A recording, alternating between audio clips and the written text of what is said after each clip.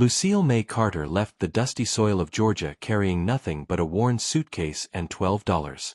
She didn't know that night that 20 years later, she'd become Detroit's most powerful black businesswoman. And she didn't know that success would cost her everything that mattered. On a March night in 1927, at a dark train station, she boarded alone without looking back. Because looking back might have meant going back. And Lucille had no life to return to. She was running from Jim Crow laws that strangled hope, from lynch mobs that woke you in cold sweats, from a place where a white man's glance alone could end your life. But the real danger was something she couldn't see yet. The North wasn't offering freedom. It was offering a different kind of chains. If you want to see the real face of the Great Migration, the story of Black Americans fleeing the South for the North, watch this video to the very end. Don't forget to like, subscribe, and tell us in the comments where you're watching from. Because Lucille's story will break your heart before it's over. Between 1916 and 1970, 6 million Black Americans left the South. What pushed them wasn't just poverty. It was systematic racism, the threat of violence, stolen voting rights. Lucille's family had picked cotton on the same land for 3 generations, and none of them had ever been anything but poor. Her father owed money to a white landowner. Her brother had been beaten for saying the wrong thing. Her mother cried in silence because complaining meant death. Lucille was different. And that difference nearly got her killed. One day in the field, when a white woman snapped at her, Lucille didn't lower her eyes. Just for a moment. Just 1 second. But it was enough. That evening, her father called her home. Said she had to leave. Immediately. Because in that county, a black woman challenging a white person could mean a rope and a tree. 2 days later, Lucille hit the road. In her suitcase, a few dresses, 1 photograph, her mother's Bible, and a black notebook. She'd write everything in that notebook one day. Her victories. And her losses. At the train station, other black folks waited too. All silent. All headed the same direction. North. Not to freedom, but at least to something different. On the train, whites and blacks sat in separate cars. As Lucille stared out the window, fields and villages and familiar landscapes fell away. Every mile was a step away from the past. But Lucille didn't know yet that leaving the past behind also meant losing the future. The journey took 2 days. Lucille had chosen Detroit because she'd heard the city needed workers. Ford, Chrysler, Packard. The factories were hiring. There was work. Lucille wasn't afraid of work.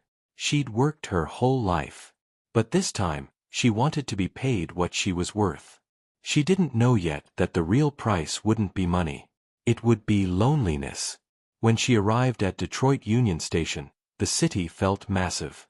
Marble columns rose like monuments. People moved fast. She had an address written on a piece of paper. Hastings Street. Paradise Valley. Where black migrants settled. But she didn't know that street would be completely destroyed within 20 years. Lucille asked a man for directions. He was kind, told her how to get there. She'd have to walk because she couldn't afford the streetcar fare.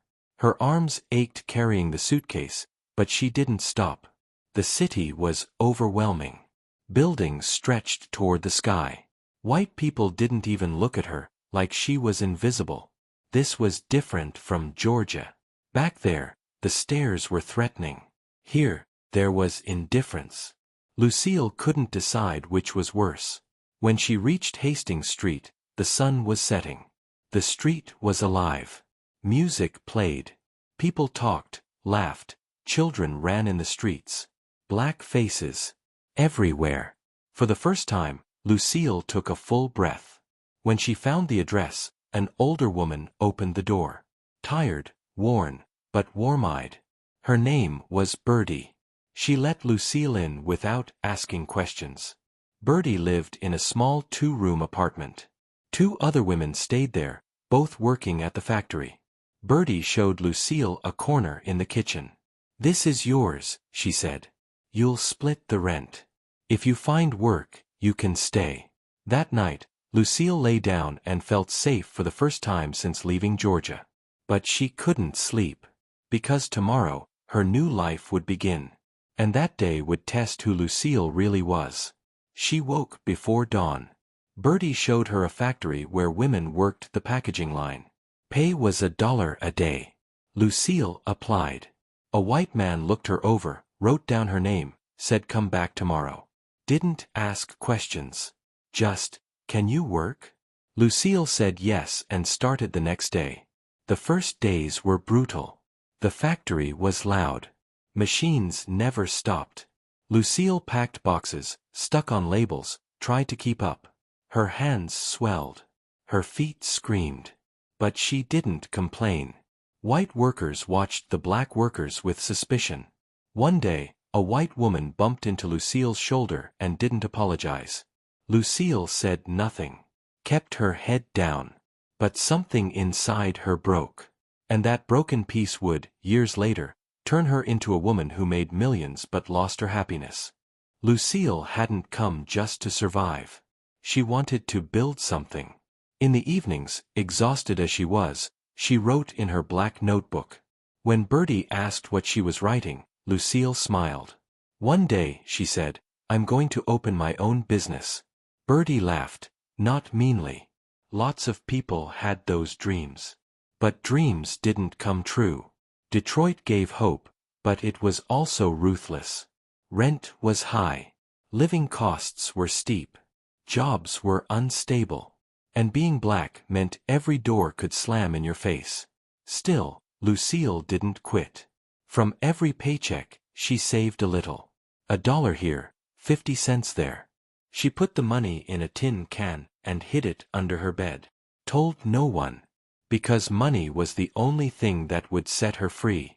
But that money would also pull her away from family, from love, from human connection. Meanwhile, she explored the city. In Paradise Valley, there were restaurants, jazz clubs, barbershops, black-owned businesses. But few were owned by women. Most belonged to men. Lucille wanted to change that. And she would. But the cost would be heavier than she ever imagined. A year passed. Then 2. Lucille got promoted at the factory. Now she was a supervisor. She gave orders to other women. Some white workers didn't like it. One day, a man cursed at her. Lucille looked him dead in the eye and said calmly, if you can do this job better than me, be my guest. The man shut up. After that, no one questioned Lucille's authority. Because she wasn't just tough. She was fair. And that fairness would isolate her. 3 years in, Lucille wrote her first letter back to Georgia. Told her mother she was safe, working, healthy. But also said she wasn't coming back. Because Detroit was home now.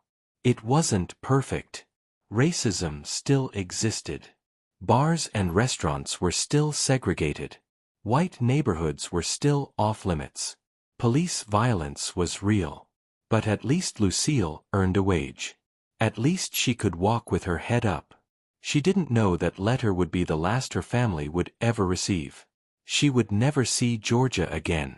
By 1935, the Great Depression hit Detroit hard. Factories laid off workers. Lucille kept her job, but her pay dropped. Her savings slowed. But she didn't lose hope. She knew how to survive hard times. Those years, Lucille learned something else. How to cook. Bertie was getting older and passed the kitchen duties to Lucille. Lucille made recipes from Georgia. Cornbread, smothered chicken, black-eyed peas. The women in the house loved her food so much, they asked for more. Some even started paying her. Lucille saw the opportunity. But she didn't know yet that this discovery would change her life forever. It would bring her both a throne and a curse. On weekends, she cooked extra meals at home. Sold them to neighbors. It was a small income. But more importantly, people loved her food. One woman told Lucille, you should open a restaurant.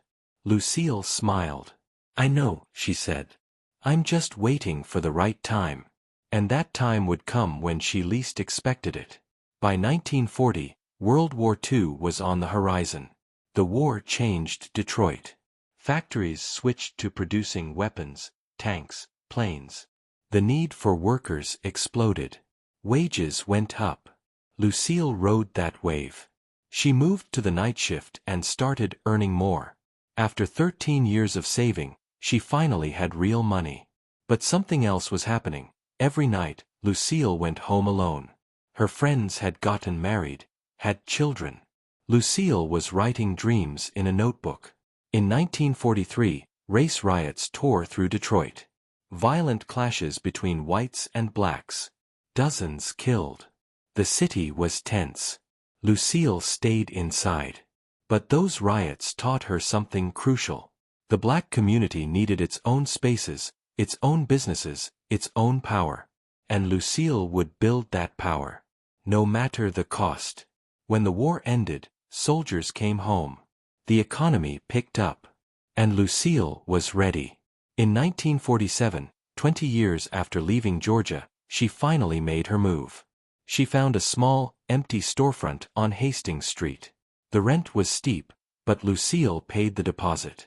Inside, the place was wrecked. Broken windows, dirty walls. But Lucille saw a restaurant. When Bertie died, Lucille had made her a promise. One day, I'll open a place with your name. And now, that day had come. She cleaned the place. Painted the walls. Found tables and chairs. Second-hand, but solid. Bought kitchen equipment. Prepared her recipes. And one morning, she hung a sign out front, Bertie's Kitchen. When Lucille's restaurant opened, nobody came. First day, 2 people. Second day, 3. Lucille didn't lose heart. She cooked each plate with care. Put her soul into every dish. And slowly, word spread. Within a week, the place started filling up. People loved Lucille's chicken, her cornbread. But it wasn't just the food. They loved the feeling she created. The restaurant felt like home. Warm, welcoming, safe. Within a year, Bertie's Kitchen became one of Paradise Valley's most popular spots. Lucille worked from dawn to dark. Never stopped. Success came, but it came with a price. Because Lucille was alone. No family. No children. She'd given everything to the business. Friends told her to get married. But Lucille wouldn't let a man slow her down. She knew that back then, when a woman married, she was expected to quit working. And Lucille wasn't giving up her empire.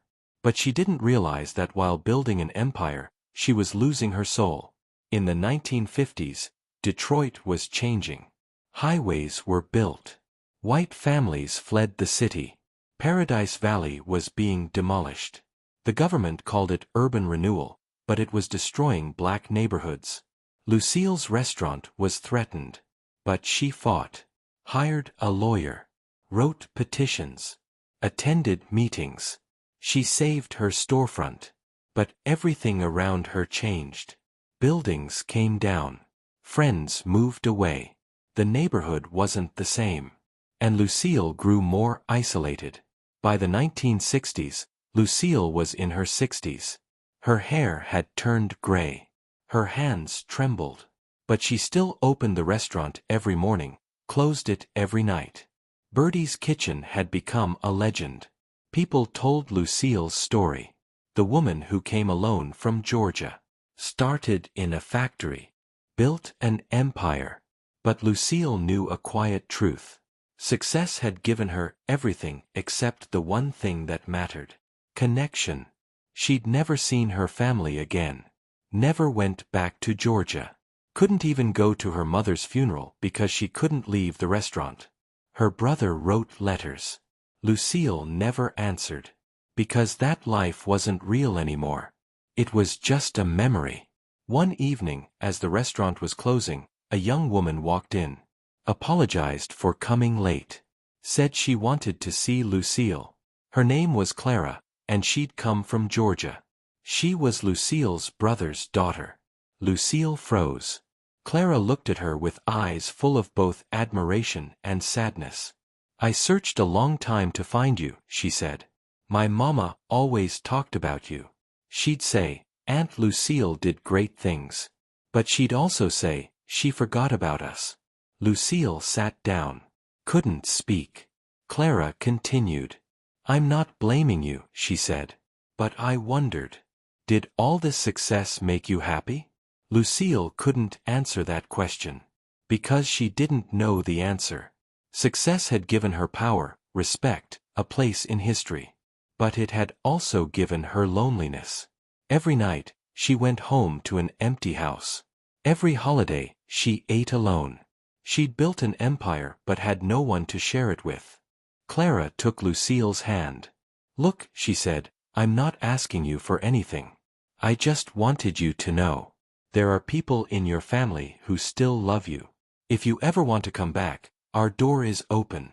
That night, alone, Lucille cried. For the first time since leaving Georgia, she cried. Because she finally understood, a person can win everything but nothing can replace what they've lost. She'd built an empire, but in her heart, she could still hear that little girl. The one who picked cotton in Georgia's dusty fields, who listened to her mother's songs, who laughed with her brother. Lucille Mae Carter died in 1968. Birdie's kitchen stayed open for a while after that, but it was never the same. Today, that building is gone. Paradise Valley is gone. But Lucille's story is still told. Because she represents millions of Black Americans. People who fled the South, built lives in the North, created empires, but left pieces of themselves behind. If this story moved you, don't forget to like, subscribe and write to us in the comments. Do you want to hear more great migration stories? Does your family have a migration story like this? Share it in the comments.